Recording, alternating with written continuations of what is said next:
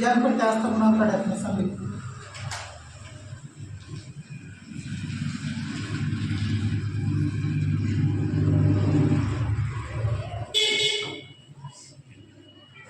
प्रत्यास्था की सीमा के अंतर्गत, प्रत्यास्था की सीमा के अंतर्गत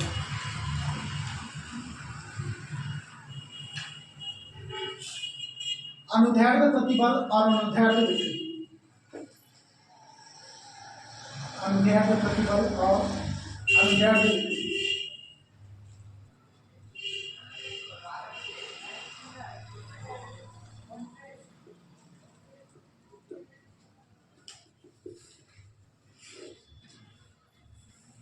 अनुदैर्ध्य विकृति के अनुपात को यंग प्रत्यास्था गुणांक कहते हैं। प्रत्यास्था की सीमा के अंतर्गत अनुदैर्ध्य प्रतिबल और अनुदैर्ध्य विकृति के अनुपात को यंग प्रत्यास्था गुणांक कहते हैं। इसे y से दर्शाते हैं, इसे y से दर्शाते हैं।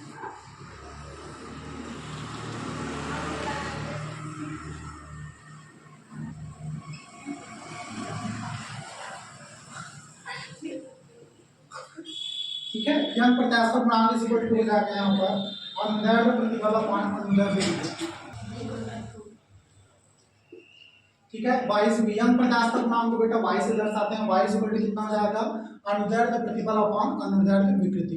अनुदैर्ध्य प्रतिबल का भी मीनिंग अभी लिखवा चुका हूँ और अनुदैर्ध्य विकृति का भी पूरा डेफिनेशन में लिखवा चुका हूँ। ठीक है, इसका डेरिवेशन फाइंड आउट करते हैं।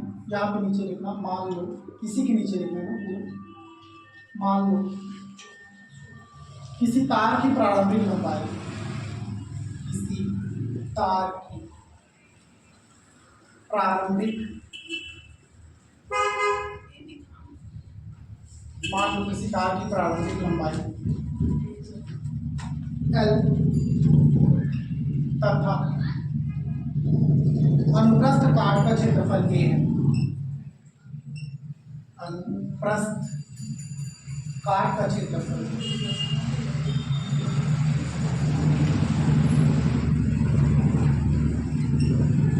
A है।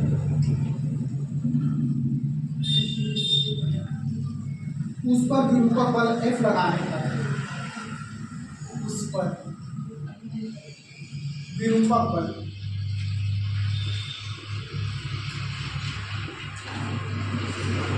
F लगाने पर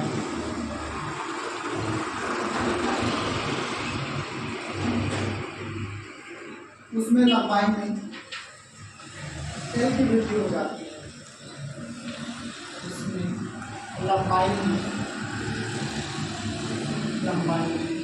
स्मॉल l की वृद्धि हो जाती है। तब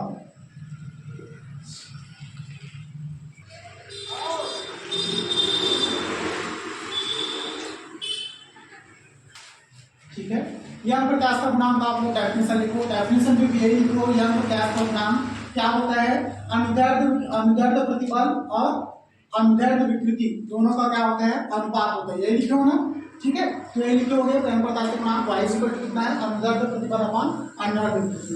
अनुदैर्ध्य प्रतिबल अभी लिख चुके, इसका डेफिनेशन अनुदैर्ध्य विकृति का कैलकुलेट में लिखो। ठीक है, दोनों का यहाँ पर कंडीशन लेके चलते हैं। मान लो किसी तार की प्रारंभिक लंबाई कितनी थी बेटा, L थी, तथा अनुप्रस्थ काट का क्षेत्रफल क्या था, A था। ये देखो, ये तार है, मान के चलो ऐसा, इसकी प्रारंभिक लंबाई यहाँ से यहाँ तक क्या थी, ठीक है, और अनुप्रस्थ काट का क्षेत्रफल, मतलब ये क्या है, इसका क्षेत्रफल है, और ये क्षेत्रफल कितना था, कैपिटल है। ठीक है, अनुप्रस्थ काट का क्षेत्रफल कितना है, A है। उस पर विरूपक बल F लगाने पर उसमें लंबाई में L की वृद्धि हो जाती है। अब मैं क्या करूं, इसमें विरूपक बल लगा रहा हूं F। ठीक है, ये देखो, पकड़ के इसको हम लोग क्या करें, खींचने का प्रयास करें, विरूपक बल F लगाते हैं तो इसकी लंबाई में क्या होते हैं, बहुत छोटा स्मॉल वृद्धि हो जाता है। ठीक है, और जो स्मॉल वृद्धि हुआ है उसको हम लोग किससे डिनोट कर रहे हैं, स्मॉल एल से डिनोट कर रहे हैं। यहाँ पर लिखा हुआ है विरूपक बल F लगाने पर उसमें लंबाई में L की वृद्धि हो जाती है। तब की कंडीशन में अनुदैर्ध्य प्रतिबल इक्वल टू कितना होता है, F अपॉन A। F क्या लिखे थे, प्रत्यानयन बल लिखे हो ना, अपॉन A क्या है, क्षेत्रफल। तो अनुदैर्ध्य प्रतिबल में लिखे होंगे प्रत्यानयन बटे क्षेत्रफल, मतलब 1/4। ए, तो प्रतिबल इक्वल टू कितना होता है, बाई ए होता है। नेक्स्ट यहाँ पर तथा अनुदैर्ध्य विकृति क्या हो जाएगी, एल अपॉन एल। एल क्या है बेटा, लंबाई में परिवर्तन बटे प्रारंभिक लंबाई। ठीक है, कल के डेटे पढ़े होंगे, कौन से में, जब विकृति पढ़े हो। ठीक है, अब इन दोनों की जरूरत क्यों पड़ रही है, क्योंकि यहाँ पर प्रत्यास्थ गुणांक इक्वल टू कितना होता है, अनुदैर्ध्य प्रतिबल बटे अनुदैर्ध्य विकृति। अनुदैर्ध्य प्रतिबल का भी वैल्यू निकल गया, अनुदैर्ध्य विकृति का भी निकल गया। अब ये दोनों वैल्यू यहाँ पर पुट कर दो, यहाँ पर प्रत्यास्थ गुणांक का वैल्यू निकल जाएगा। ठीक है, तब लिखना है यहाँ पे अतः यंग प्रत्यास्थ गुणांक, यंग प्रत्यास्थ गुणांक y इज इक्वल टू कितना हो जाएगा। ठीक है, देखो अनुदैर्ध्य प्रतिबल कितना है, यहाँ पे पुट करो, कितना है, F by A, capital A upon capital A upon अनुदैर्ध्य विकृति कितना है, small F upon capital A. ठीक है, तो y इज इक्वल टू कितना हो जाएगा, यहाँ पर F बाई ए इंटू, ठीक है, यहाँ पे इसका फॉर्मूला पता होगा, a अपॉन बी फिर c अपॉन डी। इसको मैं कैसे लिखते थे हम लोग, a upon B into D upon C. यहाँ पे डी के पोजीशन में क्या है, l बाई स्मॉल है। ठीक है, तो y इज इक्वल टू कितना हो जाएगा यहाँ पे, F L upon A L.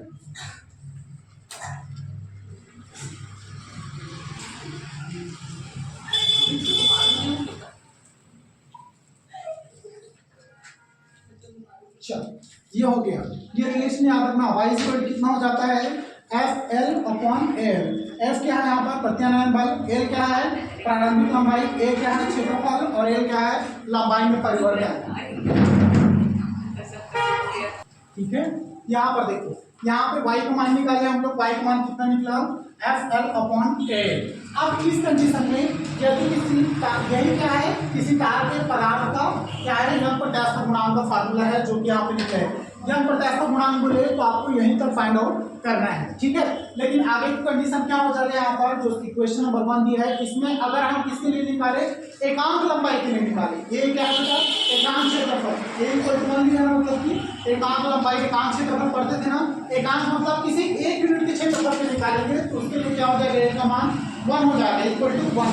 उस कंडीशन में क्या हो जाएगा, कैपिटल ए का वैल्यू बेटा जो प्रारंभिक लंबाई दिख रहा है उसके इक्वल टू हम क्या मान के चले, एल मान के चले, स्मॉल एल। मतलब कि कैपिटल एल में लंबाई में परिवर्तन हो रहा है, मतलब प्रारंभिक लंबाई में भी परिवर्तन हो रहा है और एक्चुअल लंबाई में भी परिवर्तन हो रहा है। दोनों के वैल्यू के क्या लेके चले, एल लेके चले। तो यहाँ पर कैसे होगा, ध्यान देना, y इक्वल टू कितना हो जाएगा, यहाँ पर f लिखे हो, ठीक है, इनटू कैपिटल एल का वैल्यू कितना रख रहे हो आप लोग, स्मॉल एल रख रहे हो ना।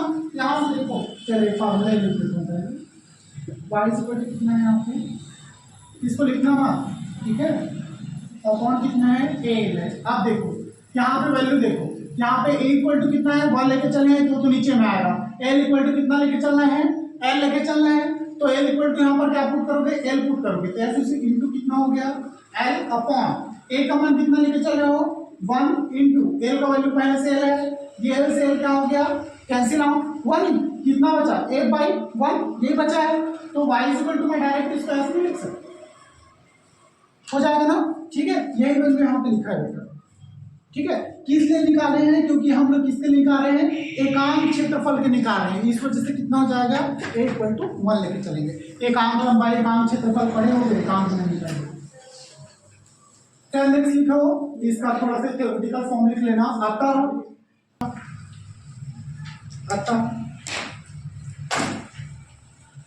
किसी पदार्थ के यंग प्रत्यास्थ गुणांक का, अतः किसी पदार्थ के यंग प्रत्यास्थ गुणांक का आंकिक मान, अतः किसी पदार्थ के यंग प्रत्यास्थ गुणांक का आंकिक मान उस विरूपक बल के बराबर होता है, उस विरूपक बल के बराबर होता है जो उस पदार्थ के एकांक अनुप्रस्थ परिच्छेद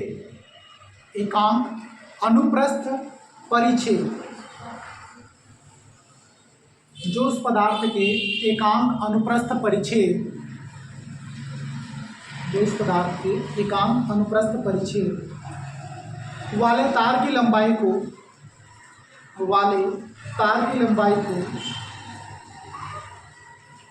दुगनी कर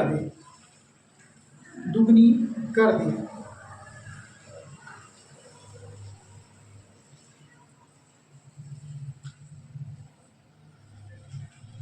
यदि यह परिवर्तन प्रत्यास्था की सीमा के अंतर्गत हो, यदि यह परिवर्तन प्रत्यास्था की सीमा के अंतर्गत हो।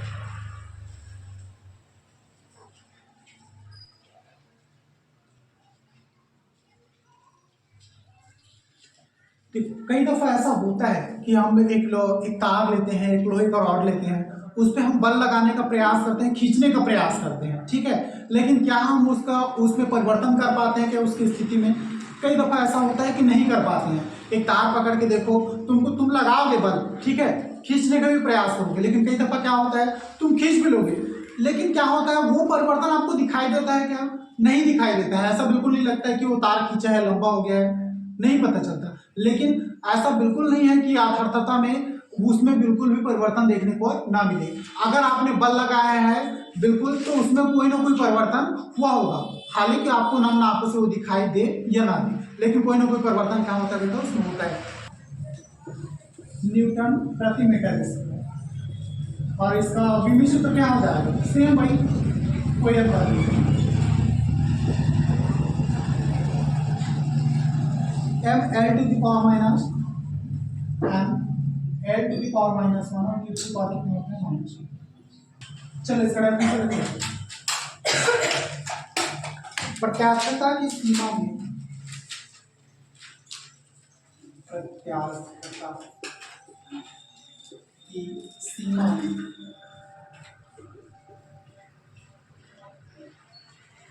अभिलंब प्रतिबल,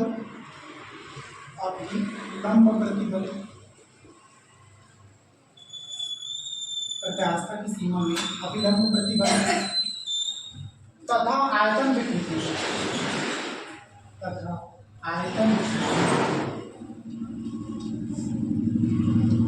अभिलंब प्रतिबल तथा आयतन विकृति के अनुपात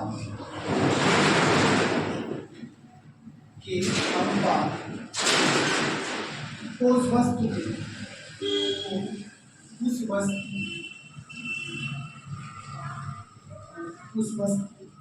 के पदार्थ का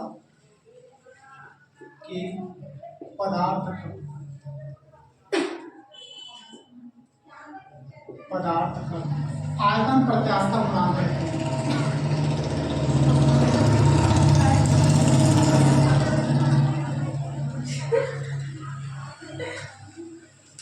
आयतन प्रत्यास्थता गुणांक है।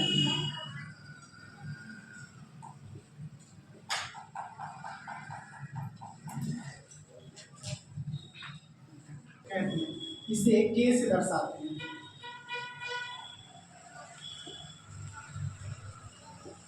इसे के से दर्शाते हैं।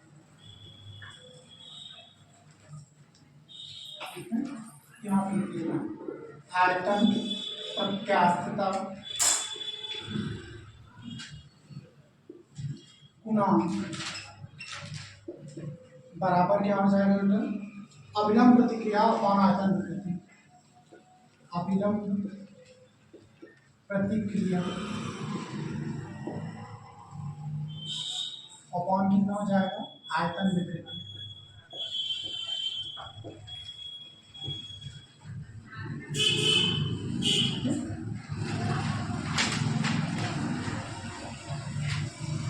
चलो इसके लिए भी डेरिवेशन फाइंड आउट कर लेते हैं। नीचे लिखना, मान लो किसी गैस का प्रारंभिक आयतन, किसी गैस का प्रारंभिक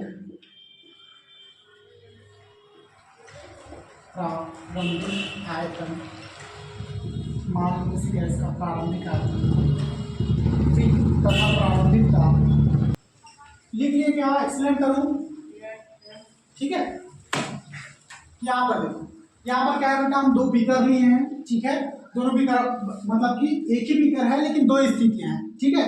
पहले कंडीशन में इस बीकर को देखना है, इस बीकर में क्या होता है, यहाँ पर गैस भरा हुआ है, इस गैस का वॉल्यूम कितना है, आयतन बोलते हो जिसको, कितना है, V है, कैपिटल V।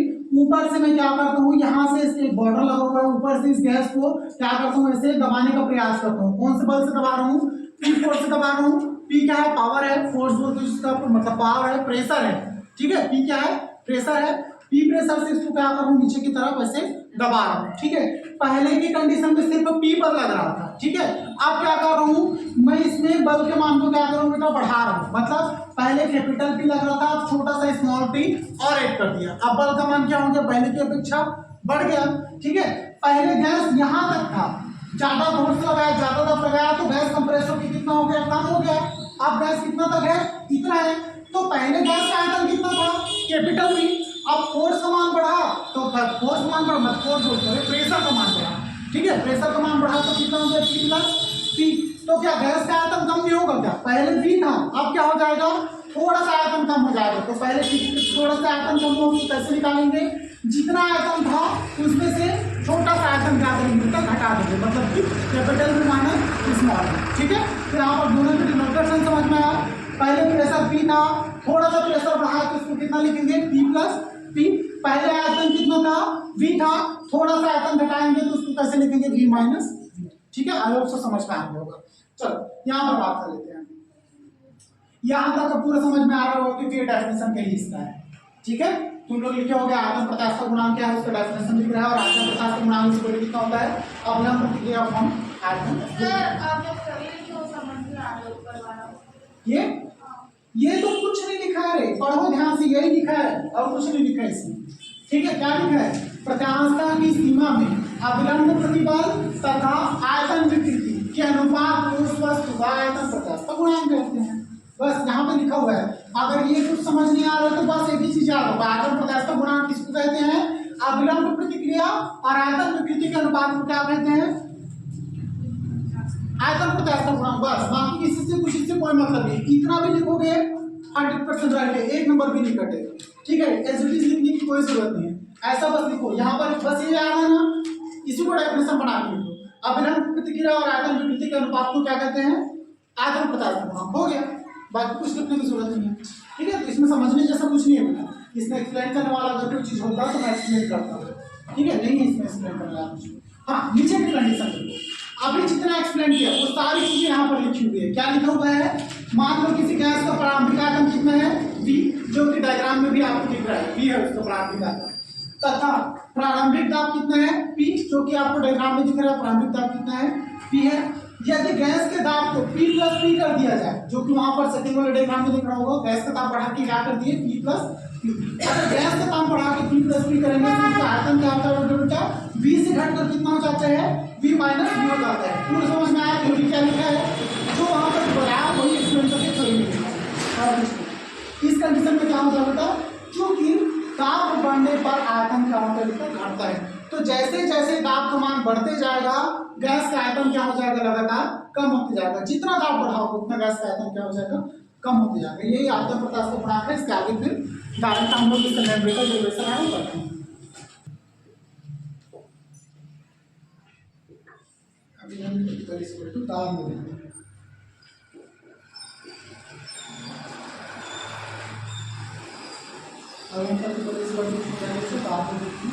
कितना है, दाब कैपिटल P प्लस कितना था, small p minus P capital P, इसी को कितना हो जाएगा, देखो यहाँ पर अभिलंब प्रतिक्रिया कितना हो जाएगा बेटा, दाब में वृद्धि। तो दाब में वृद्धि कितनी थी, जब दाब बढ़ा तब कितना हो गया था, capital P plus small p minus प्रारंभिक दाब कितना था, कैपिटल P। तो यहाँ पर ये दोनों को देखो, यहाँ पे कैपिटल P है, यहाँ पर कैपिटल P किसमें है, प्लस में, और यहाँ पे किसमें है, माइनस में। दोनों कैंसिल आउट हो जाएंगे तो कौन सा P बचा है बेटा। यहाँ पे क्या होता है, पहले दाब क्या था, पहले दाब अलग था, ठीक है। पहले दाब क्या था, कम था, अब दाब क्या है, ज्यादा है, बढ़ा है। तो दोनों में डिफरेंस कैसे निकालोगे, माइनस करके ही निकालते हैं।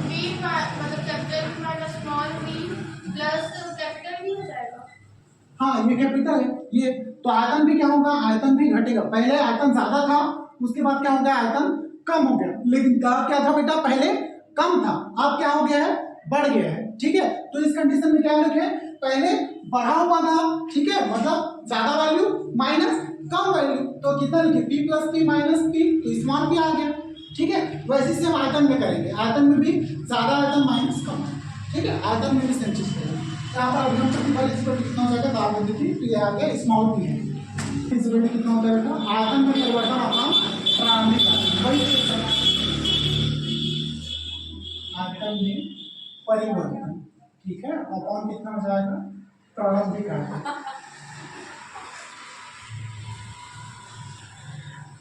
क्या हो गया, चलो ठीक है, आयतन में परिवर्तन कितना हो जाएगा,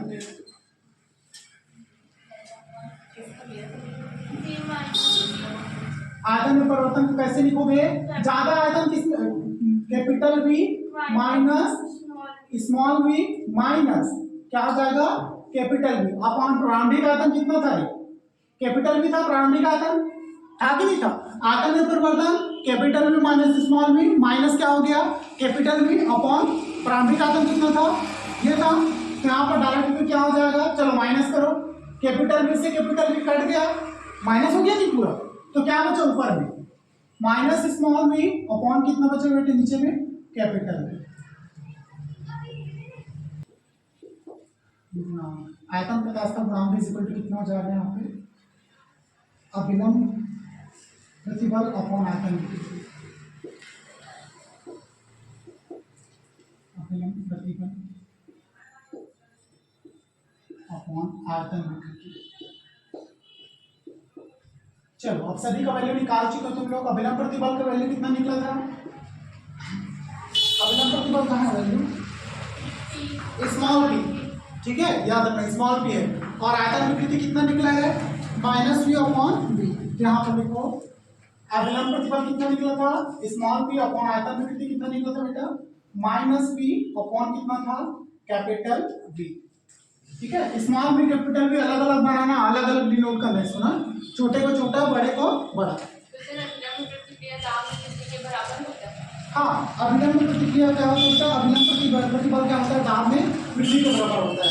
जैसे जैसे आप लोग क्या बढ़ाते जाते हो, दाब में बढ़ाते जाते हो, तो अभिलंब प्रतिबल वही है। अभिलंब प्रतिबल का डेफिनेशन पढ़ोगे तो समझ में आ जाएगा, दाब में वृद्धि कोई दर्शाता है। ठीक है, तो कितना हो जाएगा, माइनस स्मॉल पी, फिर क्या लिखोगे, कैपिटल वी अपॉन कितना हो जाएगा, स्मॉल वी। ये क्या हो गया बेटा, आयतन प्रकाश का गुणांक किस तरह से दो, कैसे,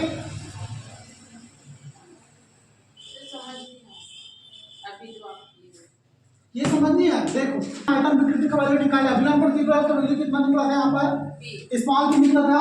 आयतन विकृति से कितना होता है, आयतन में परिवर्तन अपन प्रारंभिक आयतन, तो आयतन प्रारंभिक आयतन में परिवर्तन कितना हो जाएगा, v माइनस वी, जो कि आपको अभी डायग्राम बनाया था उसमें निकाले थे, माइनस कैपिटल v। ठीक है, पहले आयतन इतना था, बाद में कितना हो गया था, इतना हो गया था, तो यहाँ पर कैपिटल v से कैपिटल v क्या हो जाएगा, माइनस हो जाएगा। ठीक है, बचा क्या बेटा, स्मॉल माइनस स्मॉल v बचा ना, तो यहाँ पर कितना हो जाएगा, minus small v upon capital v। ठीक है, अब क्या होता है, आयतन प्रकाश का गुणांक इक्वल टू होता है अभिलंब प्रतिबल अपॉन आयतन विकृति। कहाँ से होता है, यहाँ पर डेफिनेशन है। ठीक है, अभिलंब प्रतिबल अपॉन आयतन विकृति। अभिलंब प्रतिबल का मान आप लोग यहाँ पर निकाले हो, और आयतन विकृति का मान कहाँ निकाले हो, यहाँ निकाले हो। ठीक है, अभिलंब प्रतिबल की जगह में आप लोग क्या रखो, स्मॉल भी रखो जो पीछे निकला हुआ है, और आयतन विकृति की जगह क्या रखोगे, स्मॉल भी अपॉन कैपिटल भी।